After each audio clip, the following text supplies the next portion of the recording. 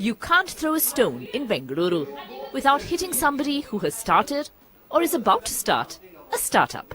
Or at least that is the impression. Is Bangalore really startup capital of India? Is it true, and if so, why?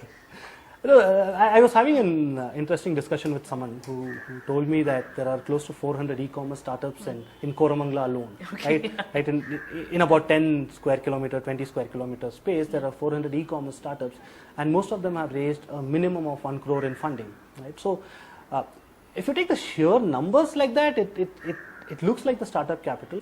We are struggling with infrastructure, we are struggling with things, but that sense of community has always been there. If I may use a cricketing analogy, so Bangalore is like Kambli of 90s, right?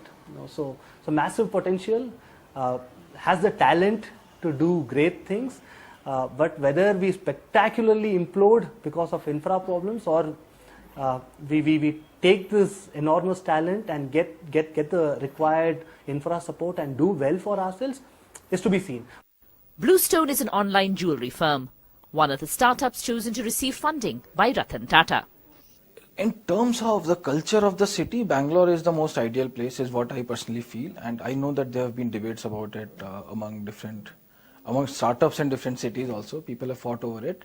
So for tech startups, because the tech talent that is available and the density of tech talent that is available in Bangalore, that makes it very conducive to start a tech company. At the same time, you can also start companies with low tech muscle in the beginning, prove a concept, and then go for expanding your tech muscle also, which is also an approach that many people have taken. And the city gets a vote of confidence from a woman whose own startup proved very successful indeed.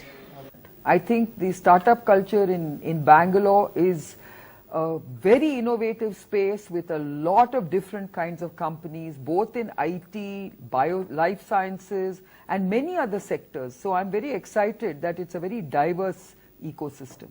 I think the government has tried to do whatever best it could, but we should not depend on government for the startup culture. Unless you get serious venture capital into the startup culture, you will not see this ecosystem grow. And I think the reason why the Bangalore startup cluster is growing so rapidly is because there is serious interest on the part of venture funds and angel investors. Infrastructure is a big issue, and I think the government is beginning to take steps to address this. Pensioners' paradise, garden city, the hub of the public sector, India's Silicon Valley, and now startup capital?